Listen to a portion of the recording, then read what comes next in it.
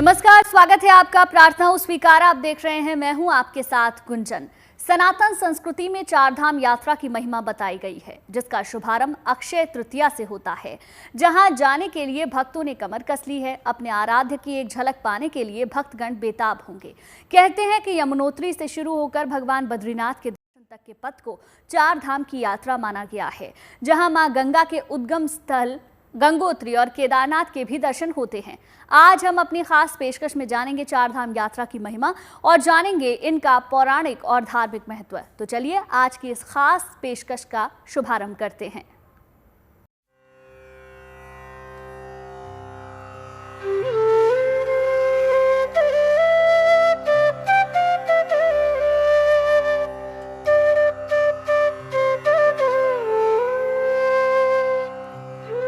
हिंदुओं की आस्था की सबसे पावन यात्रा आरंभ होने जा रही है।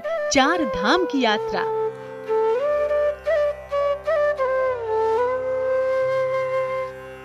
मां यमुना की जननी यमुनोत्री के दर्शन से अकाल मृत्यु से होंगे निर्भय। भगवान यम देंगे लंबी आयु का आशीर्वाद। भारत की सबसे पवित्र नदी माने जाने वाली गंगा के दर्शन से मिलेगा मुक्ति और मोक्ष का वरदान। शिव के 12 ज्योतिर्लिंगों में से एक केदारनाथ ज्योतिर्लिंग, जहां बर्फीली वादियों में महादेव धुनी रमाकर भक्तों का करते हैं कल्याण। जगत का करने उद्धार पधार रहे हैं भगवान बद्री विशाल, जो श्री हरि का ही स्वरूप हैं। सनातन संस्कृति में चार धाम का पौराणिक महत्व है। आस्था कहती है कि यमुनोत्री, गंगोत्री, केदारनाथ और बद्रीनाथ के दर्शन के बाद चार धाम की यात्रा परिपूर्ण होती है और ये यात्रा यमुनोत्री से आरंभ होकर भगवान बद्रीनाथ पर खत्म होती है। चार धाम यात्रा या भगवान नारायण की इस यात्रा के विषय में एक बात समझ लीजिए कि जो व्यक्ति ने चार उत्तराखंड के दर्शन कर लेता है, यमुनोत्री के गंगोत्री, बद्रिकाश्रम और केदारनाथ जी के, उस व्यक्ति के अपने जीवन में भारत की चार यात्राओं का फल प्राप्त हो जाता है, मोक्ष प्राप्त हो जाता है।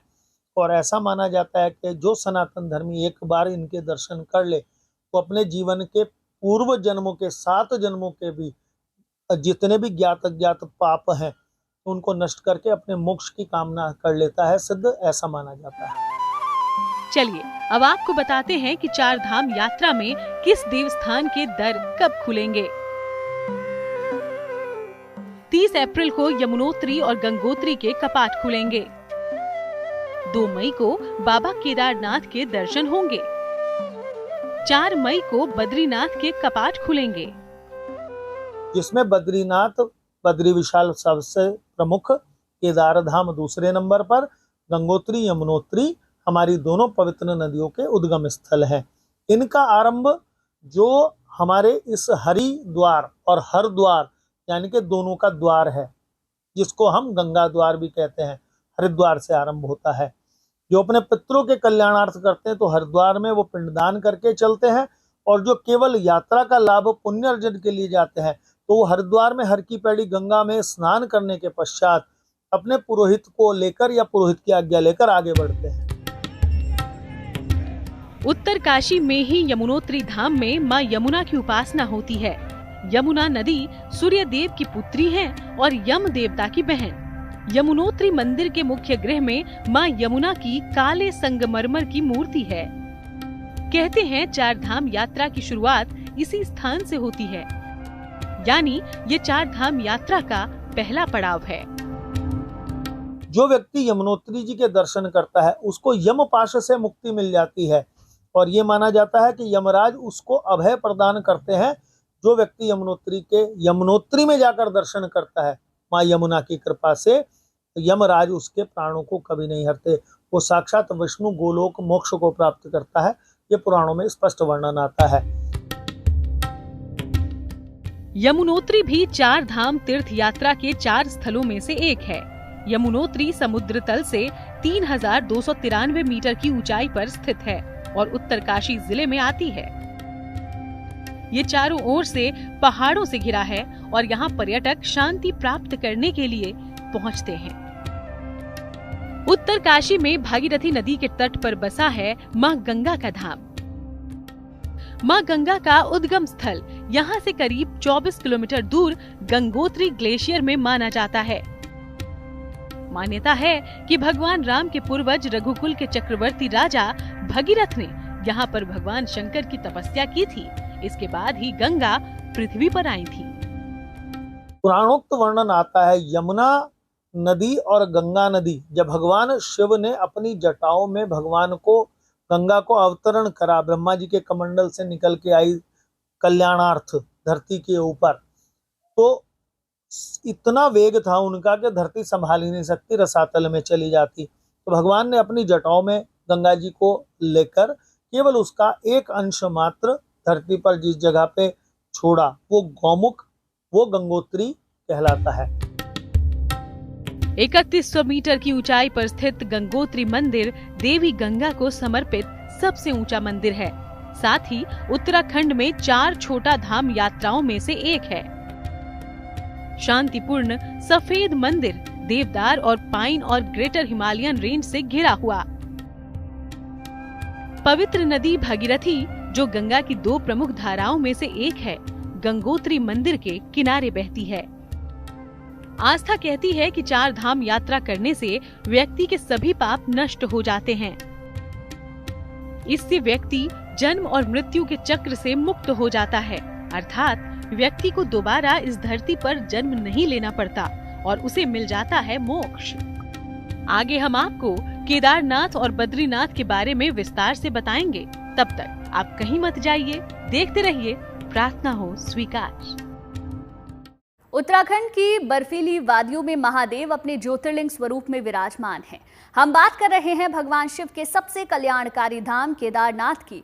शीतकाल के लिए जब केदारनाथ धाम मंदिर बंद होता है, तब ऊखीमठ के ओंकारेश्वर मंदिर में ही भगवान केदारनाथ की पूजा होती है। तो चलिए आपको भी कराते हैं बाबा केदार के दर्शन।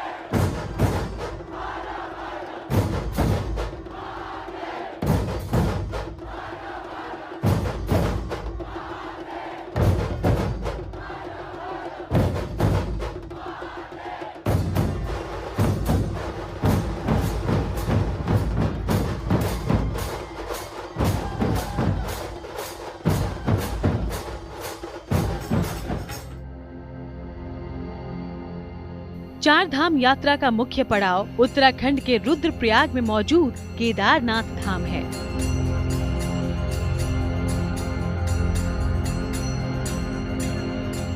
केदारनाथ धाम के लिए मान्यता है कि यहाँ भगवान शंकर पांडवों की भक्ति और दृढ़ संकल्प देखकर प्रसन्न हुए थे। उन्होंने दर्शन देकर पांडवों को पाप मुक्त कर दिया था। उसी समय से भगवान शंकर बैल की पीठ की आकृति के रूप में केदारनाथ में पूजे जाते हैं।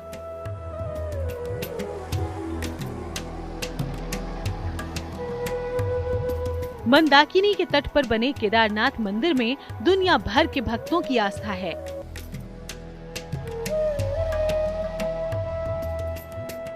भक्त अपने भगवान से मिलने को बेकरार रहते हैं। मन में असीम श्रद्धा के साथ बाबा के दर्शन को निकल पड़ते हैं। भगवान केदारनाथ की इस पावन भूमि की छटा भी निराली है। मंदिर के प्रांगण में हर तरफ साधु संत और भक्तों की भीड़ है।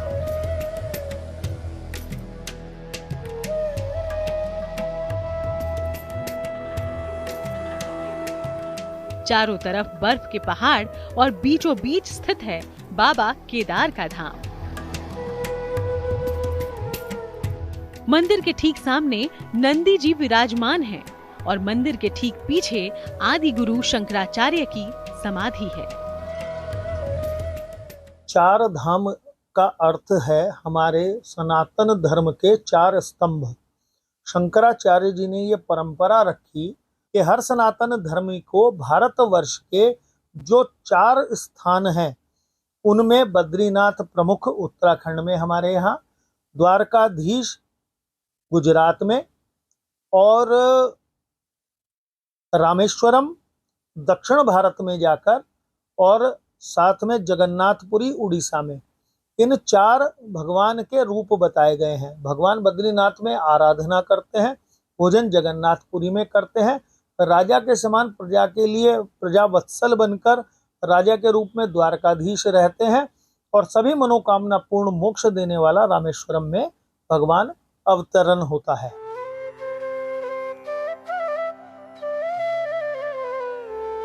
शिव का ये धाम सभी भक्तों की आस्था का केंद्र है। यहाँ आने वाले हर भक्त की मनोकामना पूरी करते हैं शिव शंकर।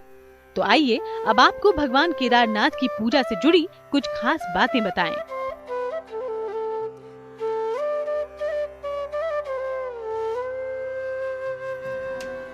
भगवान शंकर बैल की पीठ की आकृत पिंड के रूप में श्री केदारनाथ में पूजे जाते हैं।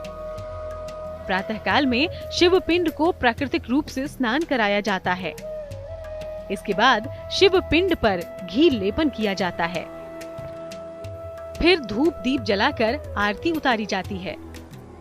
शाम के समय भगवान का श्रृंगार किया जाता है। फिर उन्हें खूबसूरत ढंग से सजाया जाता है। इस दौरान भक्तगण दूर से केवल प्रभु के दर्शन ही कर सकते हैं। केदारनाथ धाम में आकर भक्त और भगवान के बीच की दूरी मिट जाती है। यहाँ हर तरफ भोले की भक्ति और उनकी शक्ति है, इसलिए ना तो कोई बाधा आपको परेशान कर पाती है और ना ही कोई विपदा आप पर आ सकती है। भगवान शंकर का ये पावन और दिव्य स्थान भक्तों की आस्था का केंद्र यूं ही नहीं है। शिव के इस धाम से जुड़ी है एक पौराणिक कथा। केदारनाथ वो स्थान है जहाँ भगवान साक्षात स्वयंभू शिव ग्रह है। जब पांडवों ने अपने मोक्ष की कामना के लिए शिव की दर्शन करने गए युद्ध के पश्चात, भगवान ने अपने बंधुओं की हत्या के पाप के भागी होने के कारण से उनको दर्शन नहीं दिए। तो भगवान उनको देखकर अंतर्ध्यान हो गए बैल के रूप में, और वहां जो चरने वाले पशु थे उनके बीच में मिल गए। पर भगवान का तेज इतना अधिक था कि भीम ने उनको पहचान लिया, और भीम ने जब उनको रोकने का प्रयास करा तो 2 पर्वतों के बीच में अपने दोनों पांव रखकर भीम खड़े हो गए। बाकी पशु तो गए, लेकिन भगवान ने उनके पांव के बीच से जाना स्वीकार नहीं किया, वो भूमि में समा गए। तो जिस जगह पे भूमि में समाने लगे तो भगवान की पीठ ऊपर रह गई, तभी पूंछ पकड़कर उस जगह पर भीम ने अपने बल का प्रदर्शन किया। भगवान ने उसकी इस क्रिया से प्रसन्न होकर उनको दर्शन दिया, उन्हें मोक्ष प्रदान किया। पर जिस जगह पे भगवान का कुबड़ दिखता है वो स्थान कहलाता है केदारनाथ। उनको घी जो अर्पण करता है वहां जल के साथ में, उस व्यक्ति को जीवन में लक्ष्मी की कृपा, मोक्ष विशेष तौर पे प्राप्त होता है। महाभारत के युद्ध में विजयी होने पर पांडव भ्रातृ हत्या के पाप से मुक्ति पाना चाहते थे। इसके लिए वो भगवान शंकर का आशीर्वाद पाना चाहते थे, लेकिन शिव जी उन लोगों से रुष्ट थे। प्रभु के दर्शन के लिए पांडव काशी गए, पर वो उन्हें वहां नहीं मिले। पांडव भगवान शिव को खोजते हुए हिमालय तक आ गए। भगवान शंकर पांडवों को दर्शन नहीं देना चाहते थे, इसलिए वो यहाँ से अंतर्ध्यान होकर केदार में जा बसे। पांडव भी उनका पीछा करते करते केदार पहुंच गए। शिवजी ने तब तक बैल का रूप धारण कर लिया और वो अन्य पशुओं में जा मिले। पांडवों को संदेह हो गया था, इसलिए भीम ने अपना विशाल रूप धारण कर 2 पहाड़ों पर पैर फैला दिया। अन्य सब गाय बैल तो निकल गए, लेकिन शंकर जी रूपी बैल पैर के नीचे से जाने को तैयार नहीं हुए। तब भीम भगवान शिव को पहचान गए और भगवान शंकर पांडवों की भक्ति, दृढ़ संकल्प देखकर प्रसन्न हुए। उन्हें आशीर्वाद देकर पाप मुक्त कर दिया। उसी समय से भगवान शंकर बैल की पीठ की आकृति पिंड के रूप में श्री केदारनाथ में पूजे जाते हैं। तो बस आप भी जाएं केदारनाथ के धाम, शिव शंकर बनाएंगे आपके बिगड़े काम। आगे हम आपको 4 धाम में से बाबा बद्रीनाथ के धाम के करवाएंगे दर्शन। भगवान विष्णु से कृपा पाने का एक आसान रास्ता बद्रीनाथ से होकर जाता है और धरती पर वैकुंठ माने जाने वाले बद्रीनाथ धाम के कपाट खुलने वाले हैं। यमुनोत्री और गंगोत्री और केदारनाथ धाम होते हुए भक्त बद्रीनाथ धाम जाते हैं, क्योंकि नारायण के धाम से कोई खाली हाथ नहीं लौटता है।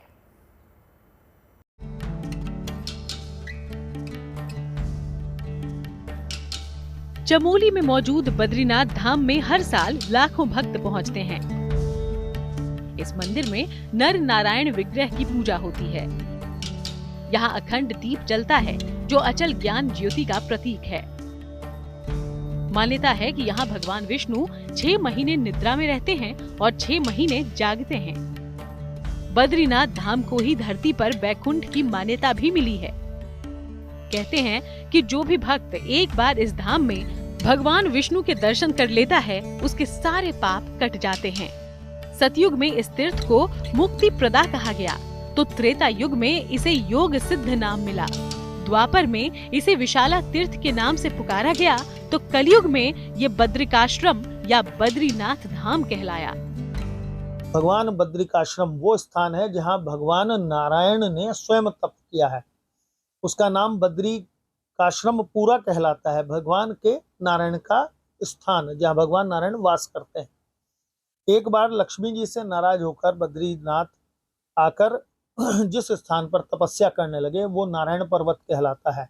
ये वो स्थान है जहाँ जब भगवान नारायण ने स्वयं तपस्यारत हुए तब लक्ष्मी जी उनकी सेवा में उपस्थित हो गई, क्योंकि लक्ष्मी और नारायण दोनों एक दूसरे से अलग नहीं रह सकते। और बद्री बोलते हैं बेर का पेड़। बेर के पेड़ के रूप में माँ लक्ष्मी बर्फ और हवाओं से बचाने के लिए उनके ऊपर छाया की। तो जब तपस्या से नारायण उठे तो लक्ष्मी को इस स्वरूप में देखकर उनसे अति प्रसन्न हुए और उन्हें स्वयं दोबारा अपने हृदय में स्वीकार किया। वो स्थान तपस्या स्थल है भगवान नारायण का। जो भगवान के दर्शन कर ले वहां साक्षात उसको नारायण के दर्शन और मनोकामना पूर्ण का अवसर प्राप्त होता है। शास्त्रीय और पौराणिक ग्रंथ विष्णु पुराण हो, महाभारत हो, स्कंद पुराण हो, पद्म पुराण या फिर वैदिक ग्रंथ, सभी में बद्रीनाथ मंदिर का उल्लेख है। लेकिन इस मंदिर का आधुनिक इतिहास बताता है कि यह मंदिर 7वीं से 9वीं सदी के बीच स्थापित हुई, जहां भगवान विष्णु की शालिग्राम के पत्थर से निर्मित 1 मीटर ऊंची प्रतिमा स्थापित है। मान्यता है कि इसे आदि शंकराचार्य ने 8वीं शताब्दी में समीपस्थ नारद कुंड से निकालकर स्थापित किया था। मंदिर का स्थापत्य अद्भुत और अलौकिक है, जिसकी देखरेख सदैव गढ़वाल राजाओं ने की। कहते हैं कि रानी अहिल्याबाई ने भी इस धाम में सोने का छत्र चढ़ाया था। 17वीं शताब्दी में गढ़वाल राजाओं ने इस मंदिर का विस्तार किया तो 18वीं शताब्दी में जयपुर के राजाओं ने इसका पुनरुत्थान करवाया। भगवान बद्री विशाल के दरबार में 6 महीने ही पूजा आराधना होती है। शीतकाल के 6 महीने इस धाम के कपाट बंद रहते हैं। माना जाता है कि भगवान बद्री विशाल शीतकाल में जोशी मठ में प्रवास करते हैं। ऐसी मान्यता है कि इन 6 महीनों में भगवान बद्री विशाल की आराधना देवगण करते हैं। जोशी मठ में भगवान का शीतकालीन पूजन होता है। इसका पुराना नाम ज्योतिर्मठ है। शंकराचार्य जी ने अपने तपोबल से भगवान नारायण को यहाँ प्रकट किया था और भगवान के नरसिंह रूप की पूजन वहाँ होता है। और जो व्यक्ति उनके दर्शन करके बद्रिकाश्रम में जाता है उसी की यात्रा संपूर्ण मानी जाती है।